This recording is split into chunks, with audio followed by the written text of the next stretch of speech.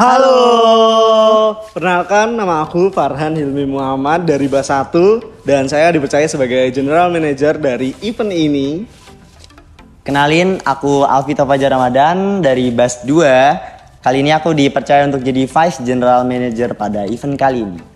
Jadi pada tahun ini kita akan ikut lomba internasional, tepatnya pada bulan Agustus nanti kita akan ikut Taipei International Choral Competition. Wah, kalau berangkat ke sana kita bakalan bawa 43 teman-teman, 10 dari bass, Terus ada tenor 8 orang kemudian ada 15 dari sopran. dan alto 10 orang. Oke, halo, sebelum perkenalkan, nama aku Clara. Aku di sini dipercaya sebagai koordinator latihan untuk Vokalisa Paradiso mempersiapkan lomba Taipei International Choral Competition tahun ini. Oke, halo, aku Chelsea. Di sini aku dipercaya sebagai koordinator koreografi untuk persiapan TICC juga sekaligus sebagai staf divisi latihan. Oke, untuk mempersiapkan lomba ini, kita dari divisi latihan sudah mengadakan beberapa program. Di antaranya pasti adalah latihan rutin. Itu diadakan setiap hari, di hari Senin sampai hari Sabtu. Dan itu latihan kita nggak cuma latihan vokal aja, tapi kita juga latihan yang koreo, nanti bakal dijelasin juga sama Chelsea. Kemudian kita ada blending untuk menyatukan antar section. Di sopran, alto, tenor, bass itu kita ada namanya blending. Jadi biar suaranya ngeblend.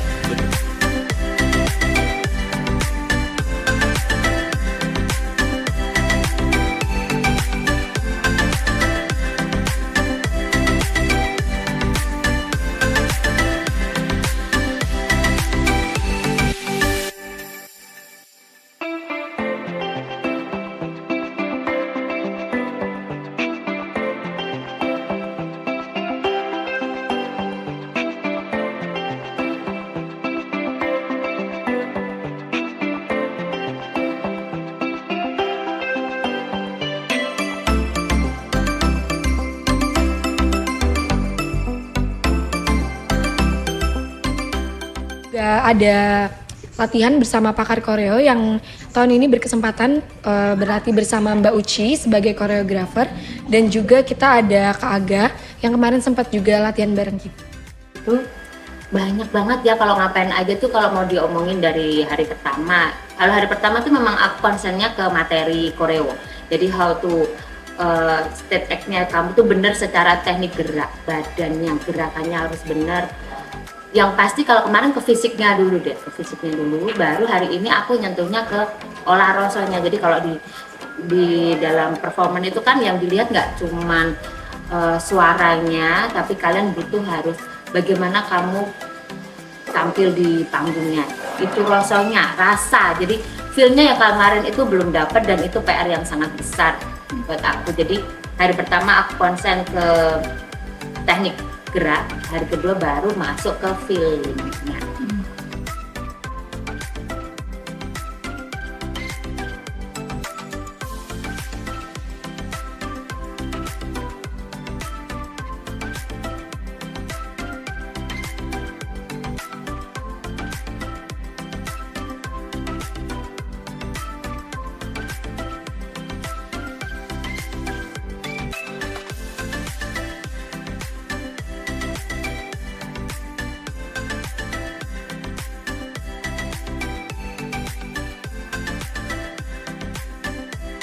Terus kita juga ada namanya choir studio. Jadi choir studio ini kita menghadirkan pakar vokal, itu ada Mbak Diani dan Mas Putra. Untuk choir studio kita udah mengadakan sebanyak 2 kali. Nah, melalui choir studio ini diharapkan teman-teman bisa mendapatkan insight baru dari pakar-pakar vokal yang ada. Pertama kali ketemu amazing, terutama tenor bass ya, pertama kali kesini sebenarnya bukan yang ini. Nama programnya apa namanya? Choir Studio yang pertama dulu di kampus Babarsari itu masih yang oh ya udahlah gitu. Terus ternyata kok yang sekarang itu materinya miss banget. Materinya bagus banget. Musikalitasnya bagus, materi suaranya per personnya itu bagus gitu. Itu sih materinya sudah bagus nih, materinya sudah bagus, personnya sudah bagus, materi vokalnya sudah bagus. Cuma materi vokal itu nggak akan terungkap tanpa ada bekal teknik yang mumpuni kayak gitu. Saya pun juga masih belajar teknik, bukan yang mumpuni banget. Cuma intinya adalah mau belajar secara teknik, bukan hanya membunyikan lagu, tetapi menyampaikan lagu, menyampaikan makna lagu, menyampaikan pesan lagu itu. Ya, hari ini kita latihan teknik-teknik vokal. Jadi teknik vokal itu ada banyak teknik yang menunjang terjadinya vokal yang baik dan benar. Nah, jadi tadi dimulai dengan bagaimana apa yang terjadi pada tubuh kita ketika kita bernyanyi, itu tadi yang kita pelajari. Lalu kemudian apa nih yang mesti kita lakukan ketika kita mau mempersiapkan sebuah lagu atau kita mempersiapkan sebuah penampilan gitu, apa yang mesti dilakukan terutama pada vokalnya. Nah, jadi bekal-bekalnya adalah teknik-teknik dasar. Nah, tadi hari ini teknik pernapasan, lalu penempatan suara, lalu resonansi, lalu titik fokus suara. Dan karena dari waktu awal sekali sampai pada saat ini saya melihat suatu kejutan yang besar bahwa mereka sudah sangat cepat menangkap apa yang diberikan, teknik-teknik yang diberikan, lalu mereka mempunyai materi-materi yang memang sudah mumpuni, materi-materi suara yang memadai, dan musikalitasnya, saya melihat musikalitasnya sangat meningkat. Dalam belajar vokal, kita meningkatkan vokal, mencari yang terbaik pada setiap orang ya, setiap individunya, itu tidak henti-hentinya untuk berlatih. Lalu memahami betul bahwa vokal itu adalah instrumen dari tubuh kita. Artinya kita harus menjaga betul tubuh kita terkondisi untuk supaya bisa mengeluarkan bunyi-bunyi yang indah. Nah, selain dari tadi ya, dari yang latihan secara tidak jemu-jemu untuk latihan. Setiap kita latihan pasti ada sesuatu yang bertambah yang baik pada diri kita, pada suara kita.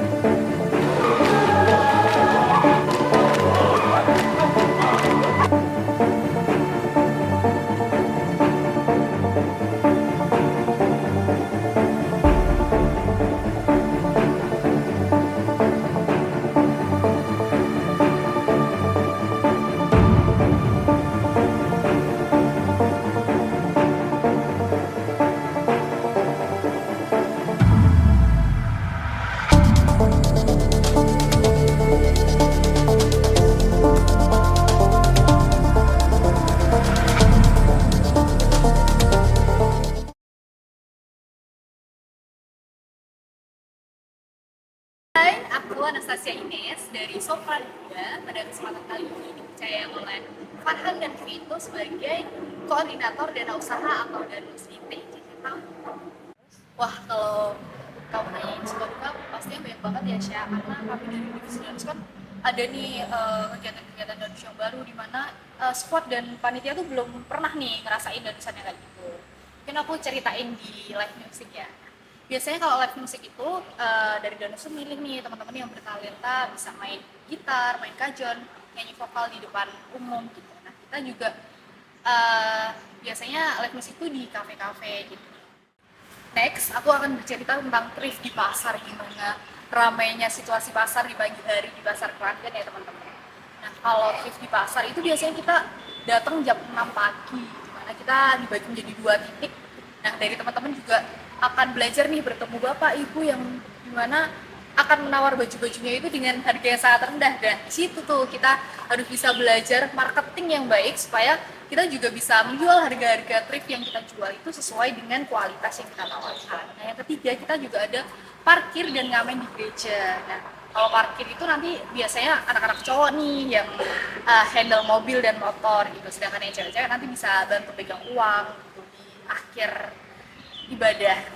Lanjut kalau jualan itu biasanya kita jualan nasi goreng, jus, dan lain-lain di halaman gereja.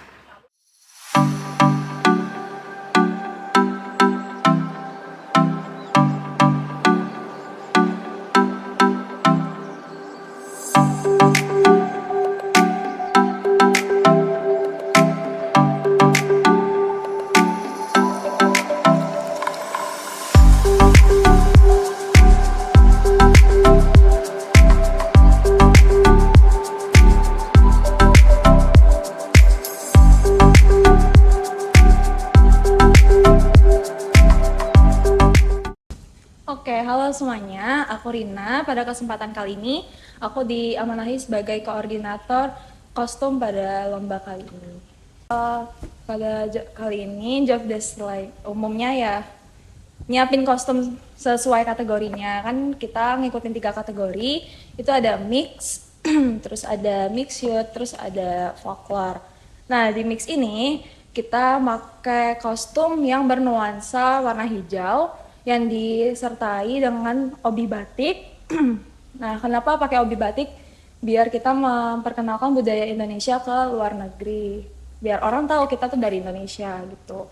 Yang kedua, di mix youth, karena kita membawakan lagu yang berasal dari daerah Bugis, kita menggunakan sarung Bugis. Nah, tapi karena kita menghemat biaya ya teman-teman, kita menggunakan kain meteran, tapi yang tetap bercorak dan menandakan kalau kain itu berasal dari Bugis.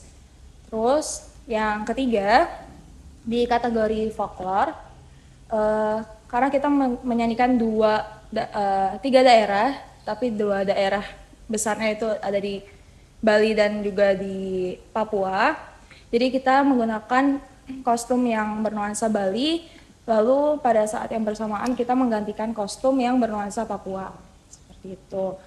Nah, selain itu kita juga memikirkan bagaimana sih teman-teman squad bisa mempersiapkan dirinya di hari H dengan baik tanpa ada bantuan dari teman-teman kostum gitu. Kayak mereka make up dan juga mereka menggunakan kostum sendiri gitu. Nah, kita mempersiapkannya itu seperti kita mengadakan beauty class.